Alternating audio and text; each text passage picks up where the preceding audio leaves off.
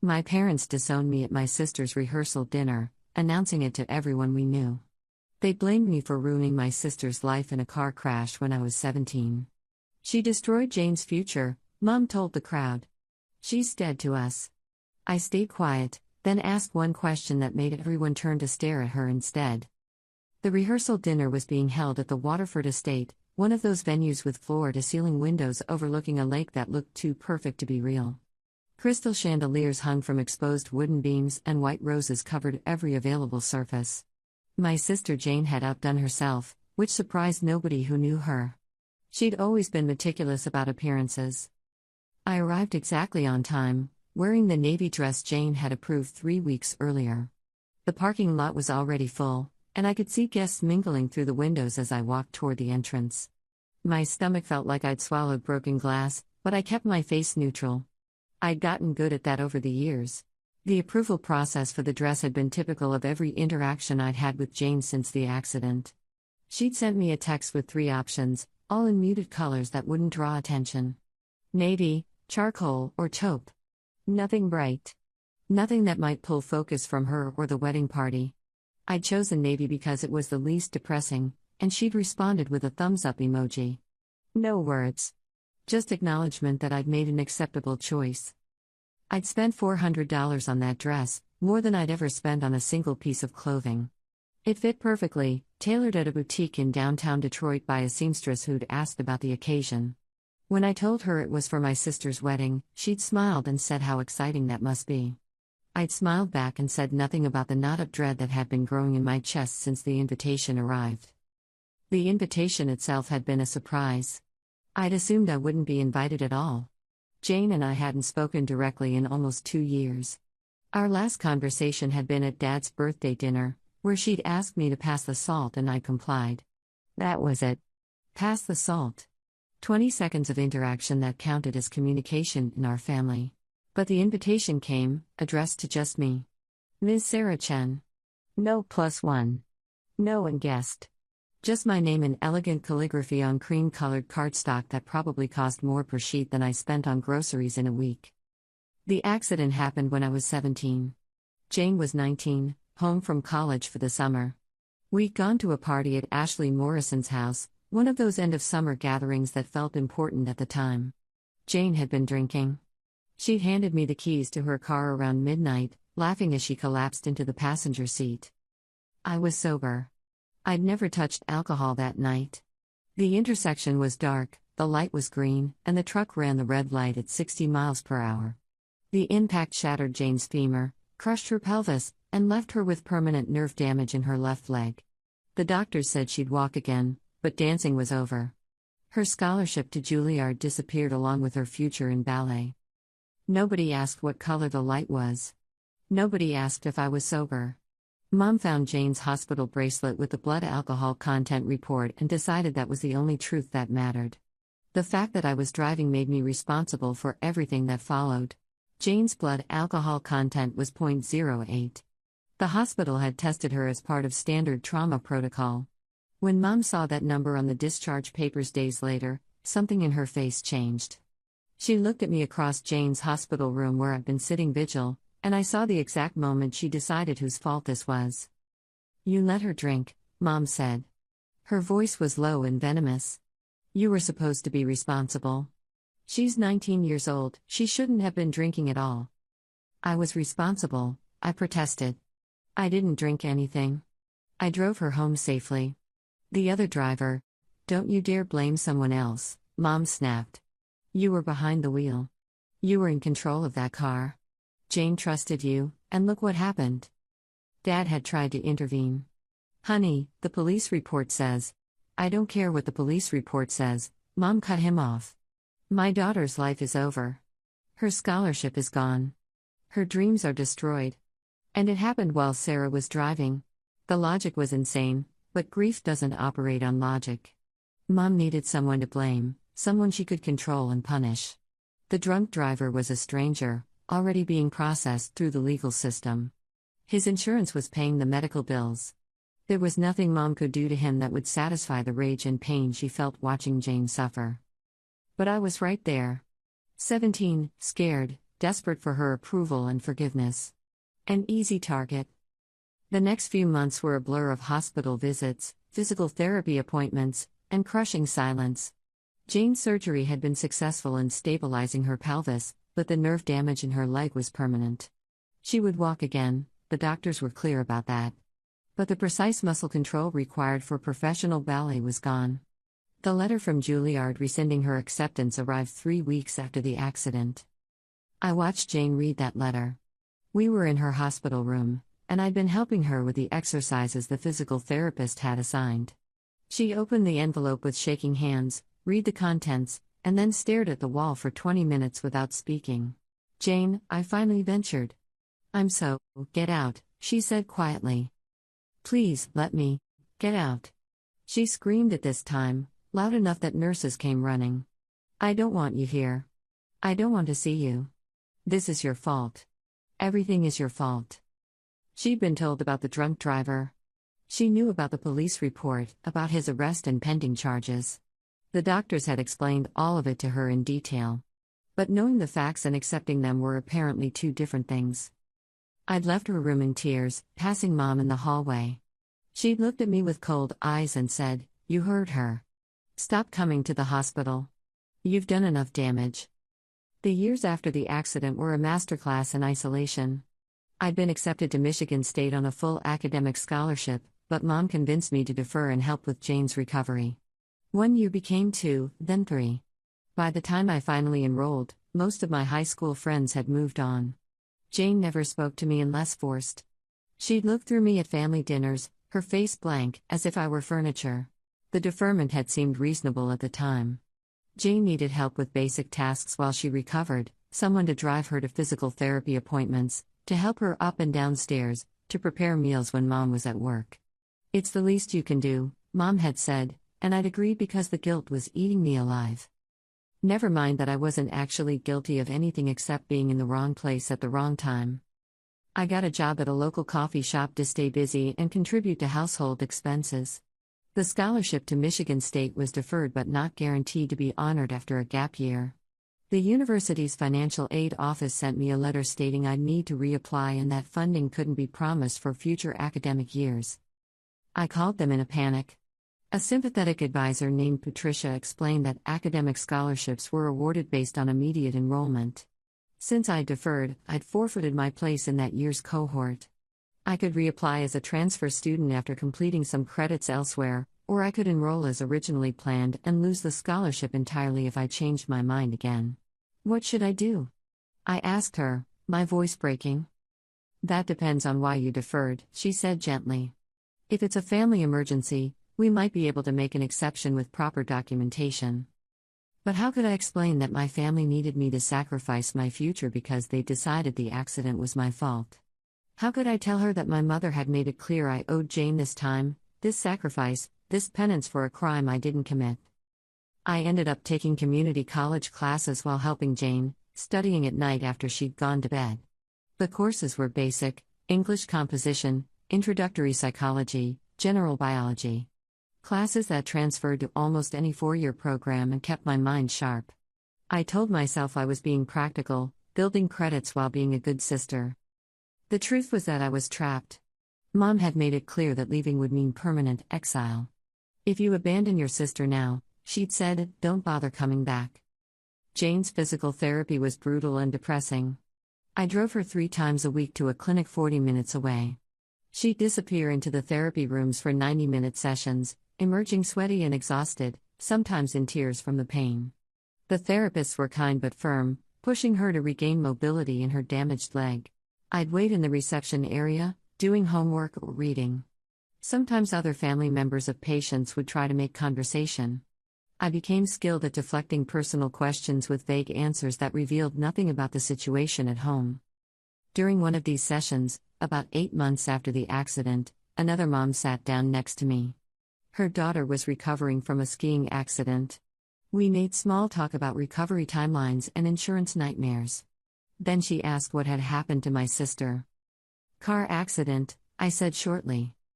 "Were you in it too?" she asked, noticing the faded scar on my wrist where I'd had surgery to pin the fracture.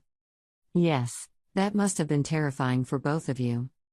I'd nodded, throat tight, unable to explain that Jane didn't speak to me anymore.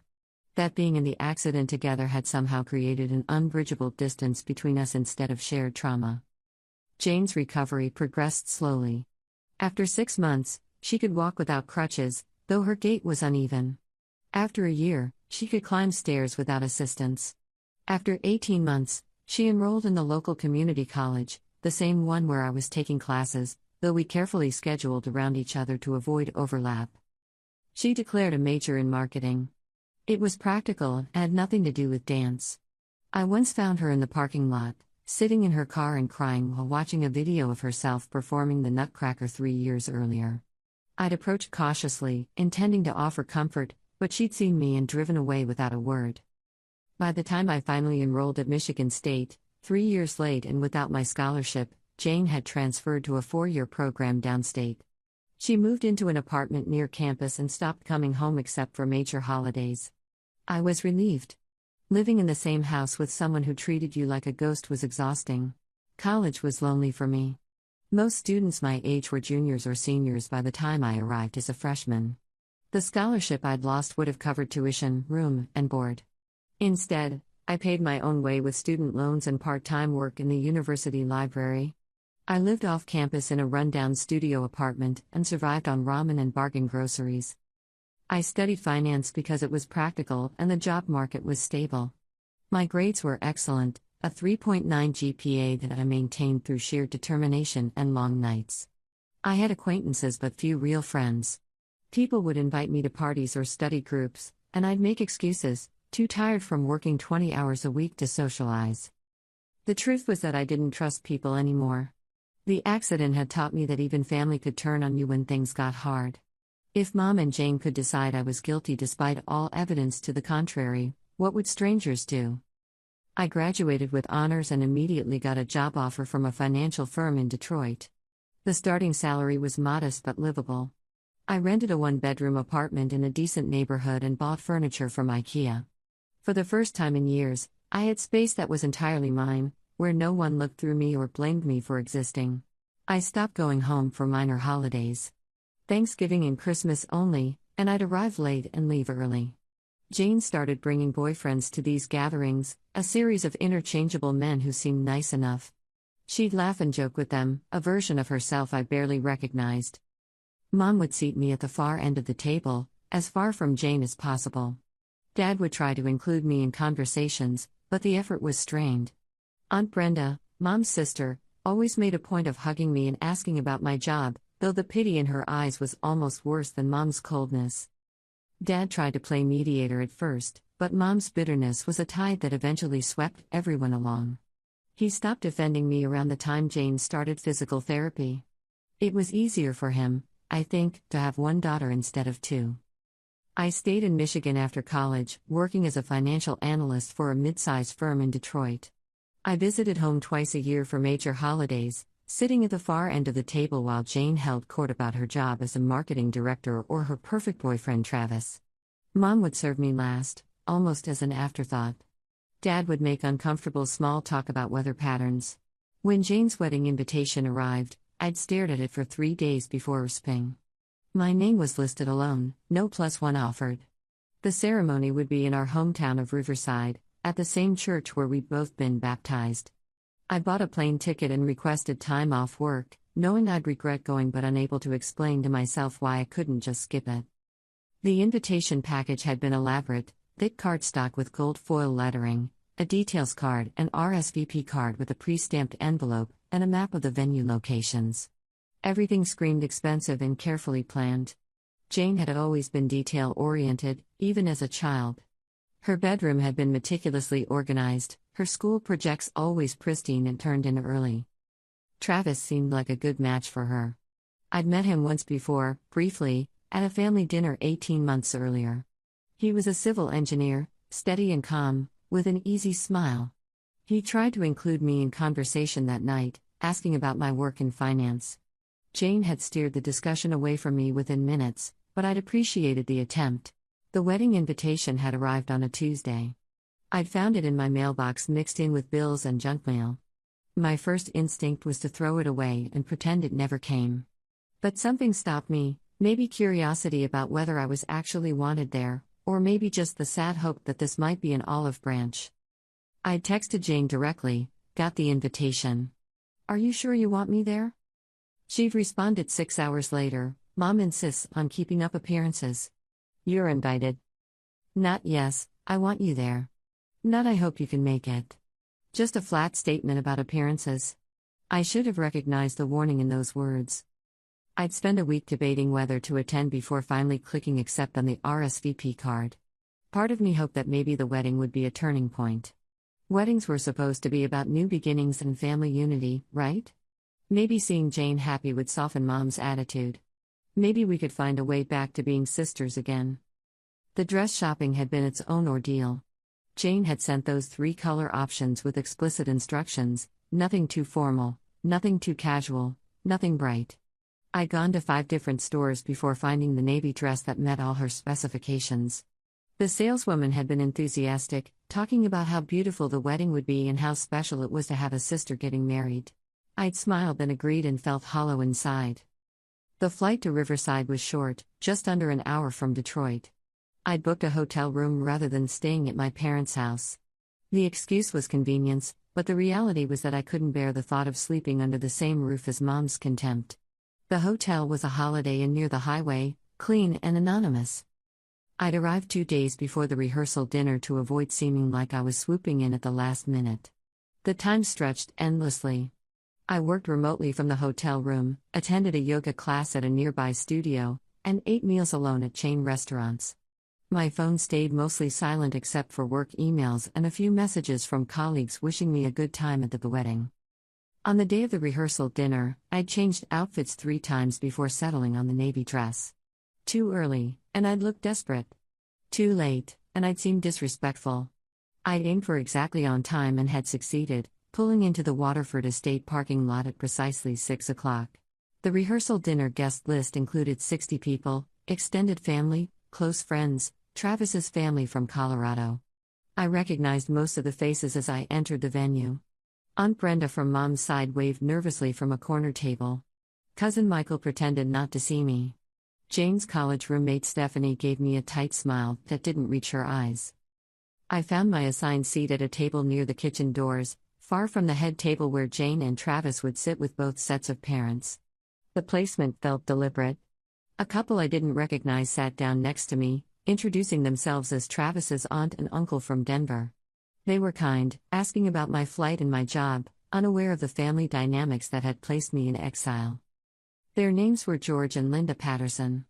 George owned a hardware store in Denver, and Linda taught elementary school. They were warm and chatty, excited about the wedding. Linda showed me photos of their 2 sons, both married with kids of their own. Are you on the bride's side or groom's side? George asked cheerfully. Bride's, I said. I'm Jane's sister. Linda's face lit up. Oh, how wonderful. Jane is just lovely. We met her last Christmas when she and Travis came out to visit. She's so gracious and sweet. You must be so proud of her. I managed to smile. She's worked very hard to get where she is. And what do you do, dear? Linda asked. I'm a financial analyst in Detroit. Oh, how interesting. Do you enjoy it? I did, actually. My work was one of the few things in my life that felt clean and uncomplicated. Numbers didn't lie. Financial statements told clear stories.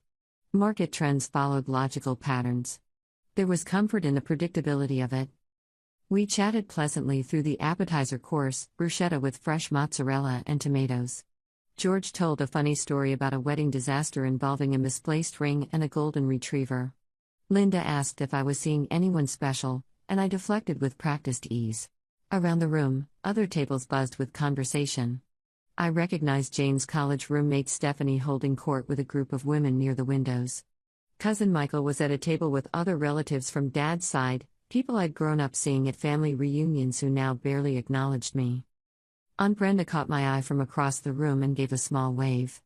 She looked uncomfortable, trapped at a table with Mom's friends who were probably hearing all about what a burden I'd been after the accident. Aunt Brenda had tried to stay neutral over the years, But she'd been worn down by Mom's constant narrative of my guilt.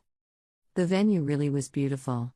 Large windows showcased the lake, which reflected the setting sun in shades of orange and pink. White flowers, roses, hydrangeas, baby's breath, covered the tables in elegant arrangements. String lights had been hung from the exposed beams, creating a warm glow as evening approached. Jane had always had good taste, and Travis apparently had the money to indulge it. I wondered what this was all costing. The venue alone probably ran $20,000. Add in the food, the bar, the flowers, the photographer currently circulating through the room capturing candid moments. I'd heard Dad mention something about Travis's family contributing significantly to the wedding budget. His father owned a successful construction company in Colorado. I contributed nothing, of course. I hadn't been asked to be in the wedding party, no surprise there. Jane had 5 bridesmaids, all college friends or work colleagues.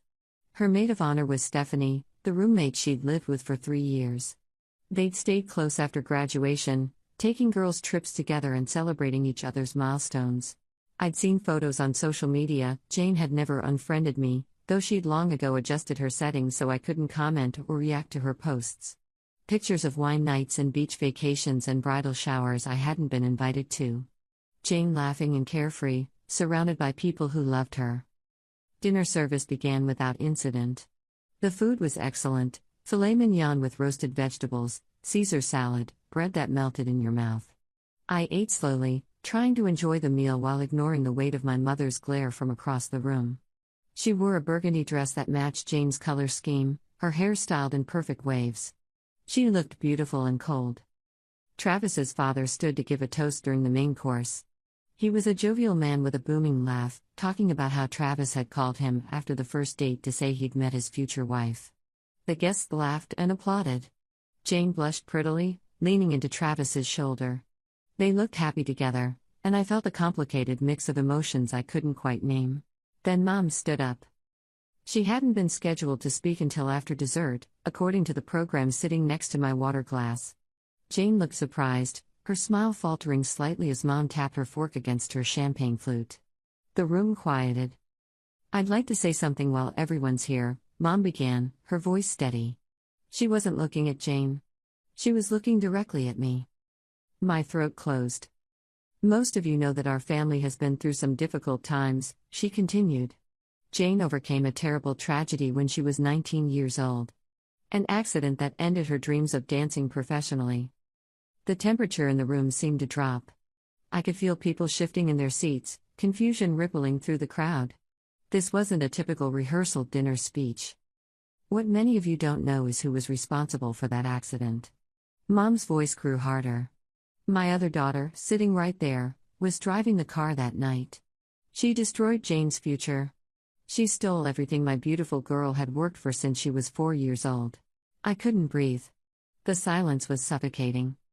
"I invited her tonight because Jane insisted," Mom said, her mouth twisting. "But I want everyone here to understand something. She is dead to us. She has been dead to us for 13 years. Someone gasped. I think it was Aunt Brenda. Travis's mother looked horrified. Dad sat frozen, his face gray. Jane was staring at her plate. I don't remember standing up.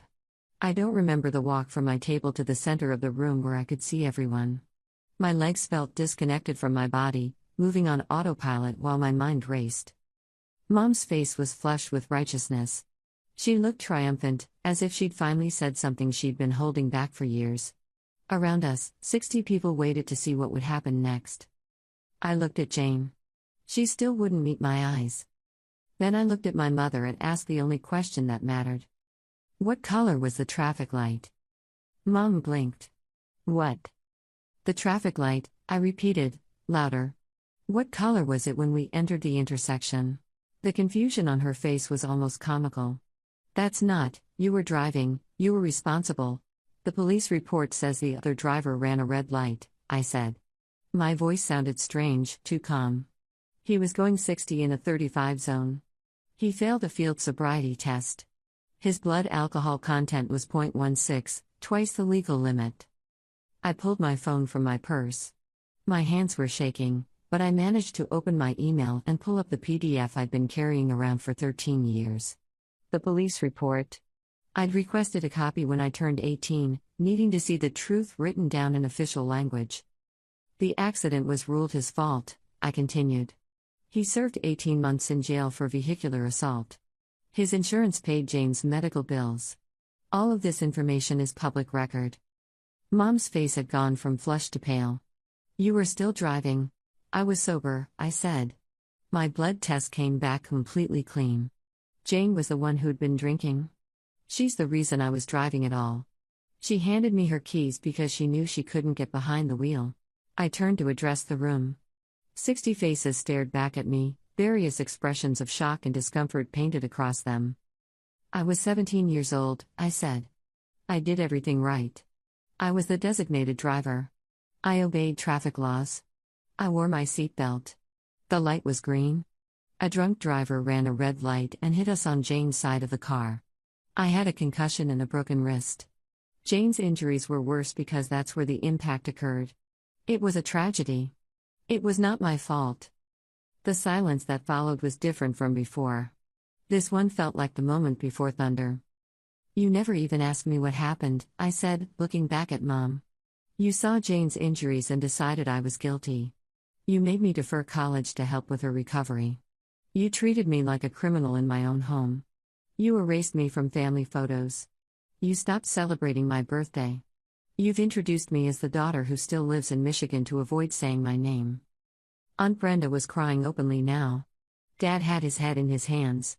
I stayed quiet because I thought maybe I deserved it somehow, I said. Maybe if I'd been a better driver, if I'd seen the truck sooner, if I'd swerved differently. I've spent 13 years wondering if there was something I could have done differently. My voice cracked. I swallowed hard. But I was 17, Mom. I was your daughter. I was hurt too. I had nightmares for years. I still tense up at intersections. I needed you, and you abandoned me because it was easier to have someone to blame than to accept that sometimes terrible things just happen. Jane was crying. I could see her shoulders shaking even though she'd turned away from the room. Travis had his arm around her, looking completely lost. Mom opened her mouth, then closed it. No words came out. I came tonight because I hoped maybe enough time had passed, I said. Maybe you were ready to be my mother again. Maybe Jane was ready to be my sister.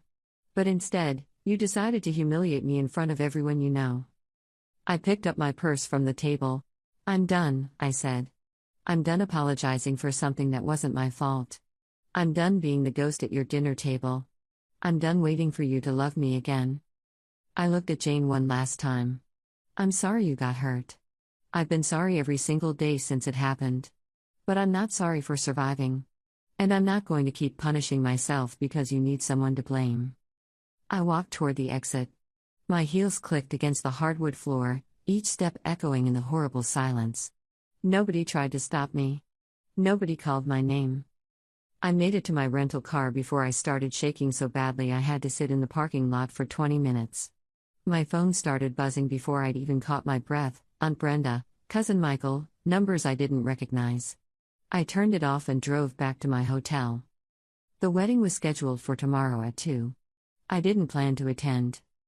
I slept poorly, waking every few hours to stare at the ceiling and replay the confrontation in my mind. Part of me felt sick about making a scene. The rest of me felt lighter than I had in years, as if I'd finally set down a weight I'd been carrying since I was 17. My phone had 43 missed calls when I turned it on the next morning.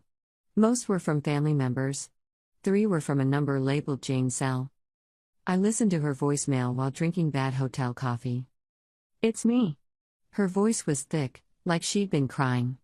I know you're probably not coming tomorrow. I don't blame you. I need to tell you something. I'm sorry. I'm so sorry. I knew it wasn't your fault. I've always known. The doctors told me what the police report said when I was in the hospital. But Mom was so angry, and it was easier to let her be angry at you than at me for drinking. I was a coward. I've been a coward for 13 years. There was a long pause. I could hear her breathing. I let you take the blame because I was ashamed, she continued. I ruined my own life by getting drunk and giving you my keys.